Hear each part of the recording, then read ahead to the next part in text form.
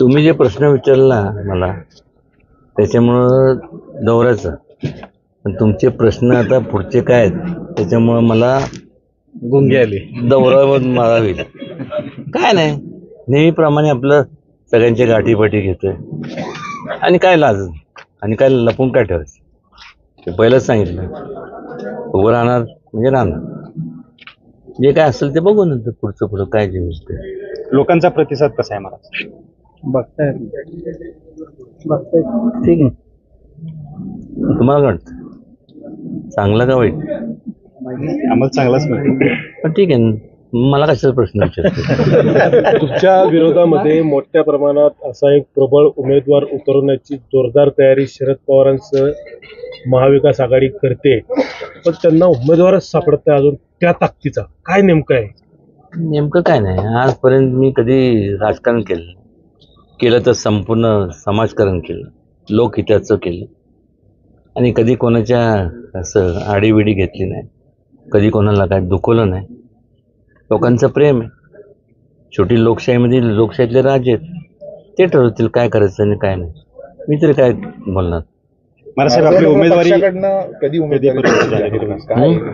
कधीपर्यंत जाहीर होईल? आता इथं कुठलं रेन फॉरेस्ट ना, किंगबेरीच्या गुहेत गेल्यानंतर सगळे पक्षी बघितले. आता ते पक्षी काय ठरवतात ते मला कळलं, ते तर माझ्या बरोबर आहेत, बाकी मला काय माहिती.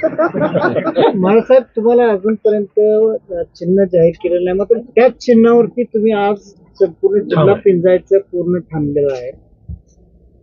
अचानक घात होऊ शकतो का? काय तुम्हाला संकेत आहेत का? वर्ण काय तुमच्याकडे हे येत आहे? वर्ण म्हणजे कुठनं वर्ण? इतक्यात मला वरती बोलू नका म्हणजे झालं. इतक्यात जात नाही मी.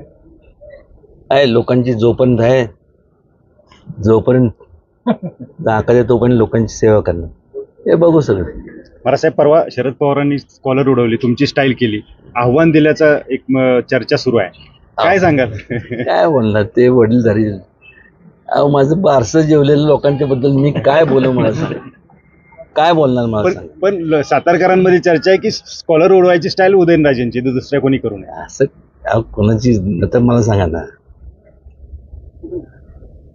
काय झालं? असंच मी कासला गेलो, घाटाच्या मंदिराच्या यात्रा होती, येताना प्रत्येक जण म्हणलं, कोण म्हणलं की रजनीकांतची अशी ती कॉलर आपलं हे गॉगल बिगल असं.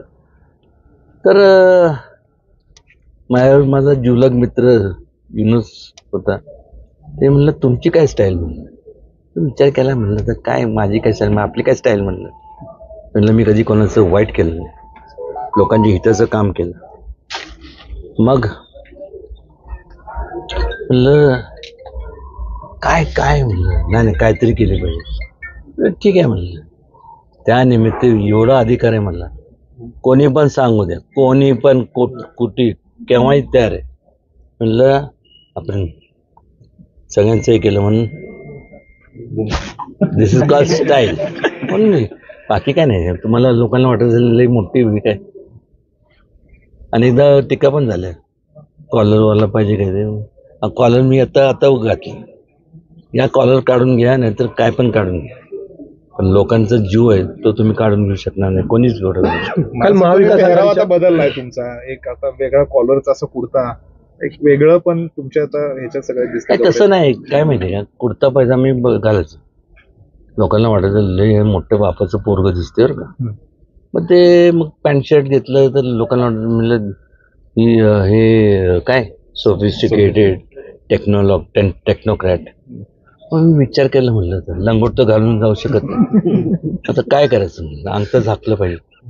म्हणलं हे बरं वाटतं, मोकळं वाटतं, हवा खेळतेशी होती आणि गरमीच्या हिशोबाने चांगलं.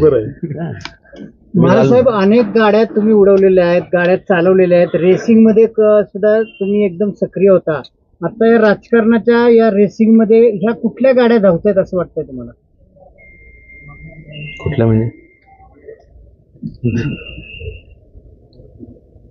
नाही, मला फक्त माझी गाडी माहित आहे, इतरांच्या कुठल्या धावणार आहे काय नाही. शेवटी प्रत्येकाला इच्छाशक्ती आहे, त्यांनी त्यांच्या गाड्या घेऊन फिराव्यात. मला साहेब शेवटचा प्रश्न आहे. शशिकांत शिंदे, श्रीनिवास पाटील, पृथ्वीराज चव्हाण यांच्यामध्ये सगळ्यात जास्त मैत्रीचे संबंध तुमच्या कुणावर आहेत? सगळ्यांबरोबर वैचारिक मतभेद असू शकतात. म्हणजे याचा असा मी काय असं नाही विचारायचं. वैचारिक मतभेद म्हणजे कदाचित माझं चुकीचं असेल, त्यांचं बरोबर असेल, पण त्यांचे विचार त्यांच्यापाशी, माझे विचार माझ्यापाशी, चर्चेतनं आपण काय मार्ग काढू शकतो. आणि मग कोणाला कमी लेखाचा विषयच येत नाही. प्रत्येकजण आपापल्या ठिकाणी मोठं आहे. श्रीनिवास पाटील साहेब असतील, शशिकांत शिंदे, या सगळे इथं मला सांगा ना, ही सगळी मित्रमंडळी. श्रीनिवास पाटील म्हणजे डॅडींचे, आमच्या वडिलांचे खास मित्र. त्यांनी मला एकदा सांगितलं, दिल्लीत म्हणलं तुमच्या बारशाला मी होतो. मी त्या ह्याच्यात होतो, काय त्याला म्हणतात, पाळण्यात होतं. आता काय बोंबलं जातं मला आठवत नाही. आता काय, ठीक आहे, त्यांचा आशीर्वाद निश्चितपणे अपेक्षित आहे. ज्यांना कोणाला उभं राहायचंय राहून द्या. फक्त एक चांगलं झालं, अनेकदा तुम्ही सगळे म्हणतात ना, पावसामुळं सगळं झालं, देवाची कृपा दिसती. पण मला वाटतं पाऊस पडावा, कारण की आज सगळ्यात जास्त लोकांची जे मोठं सगळ्यात हे राजकारण सोडून द्या निवडणुका, सगळ्यात महत्त्वाचा जो प्रश्न आहे तो आहे पाण्याचा. आज धरणाची पातळी बघितली तर आज एवढी खालवली आहे की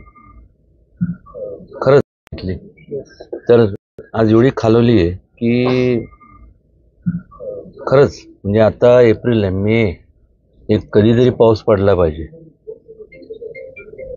अनेक लोक म्हणत असतील इलेक्शनच्या काळात पडला तर योग्यच आहे.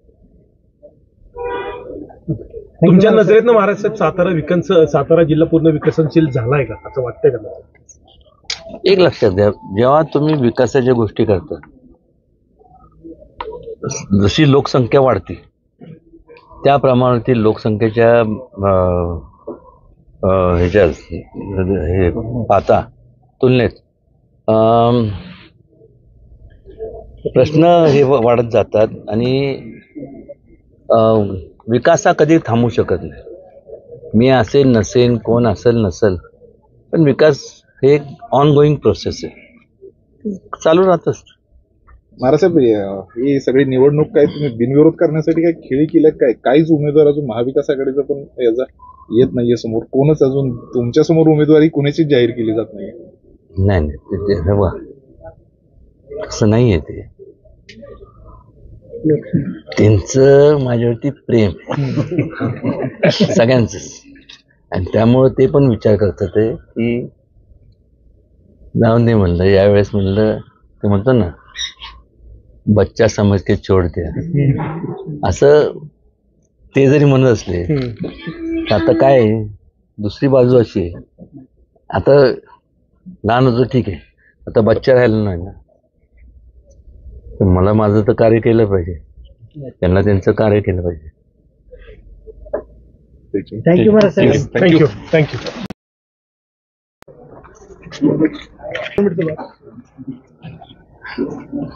तुम्ही जे प्रश्न विचारला मला त्याच्यामुळं दौऱ्याचं, पण तुमचे प्रश्न आता पुढचे काय आहेत त्याच्यामुळं मला गुंगे आले. दौऱ्यावर मला होईल. काय नाही, नेहमीप्रमाणे आपलं सगळ्यांच्या गाठीपाठी घेतोय, आणि काय लाज आणि काय लपून काय ठेवायचं, ते पहिलंच सांगितलं. उभं राहणार म्हणजे राहणार, जे काय असेल ते बघू नंतर पुढचं काय जे लोकांचा प्रतिसाद कसा आहे महाराज? बघताय ठीक आहे. तुम्हाला काय वाटतं, चांगलं का वाईट? आम्हाला चांगलाच मिळतो, पण ठीक आहे, मला कशाचा प्रश्न विचारतो? तुमच्या विरोधामध्ये मोठ्या प्रमाणात असा एक प्रबळ उमेदवार उतरवण्याची जोरदार तयारी शरद पवारांसह महाविकास आघाडी करते, पण त्यांना उमेदवारच सापडत नाही अजून त्या ताकदीचा. काय नेमकं आहे? नेमकं काय नाही, आजपर्यंत मी कधी राजकारण केलं तर संपूर्ण समाजकारण केलं, लोकहिताचं केलं, आणि कधी कोणाच्या असं आडीविडी घेतली नाही, कधी कोणाला काय दुखवलं नाही. लोकांचं प्रेम आहे. शेवटी लोकशाहीमध्ये लोकशाहीतले राजे आहेत, ते ठरवतील काय करायचं आणि काय नाही. मी तरी काय बोलणार. महाराज आपली उमेदवारी पक्षाकडनं कधी कधीपर्यंत जाहीर होईल? काय उमेदवारी कधीपर्यंत जाहीर होईल? आता इथं कुठलं रेन फॉरेस्ट ना, किंगबेरीच्या गुहेत गेल्यानंतर सगळे पक्षी बघितले. आता ते पक्षी काय ठरवतात ते मला कळलं. ते तर माझ्या बरोबर आहेत, बाकी मला काय माहिती. महाराज साहेब, तुम्हाला अजूनपर्यंत चिन्ह जाहीर केलेलं नाही, मात्र त्या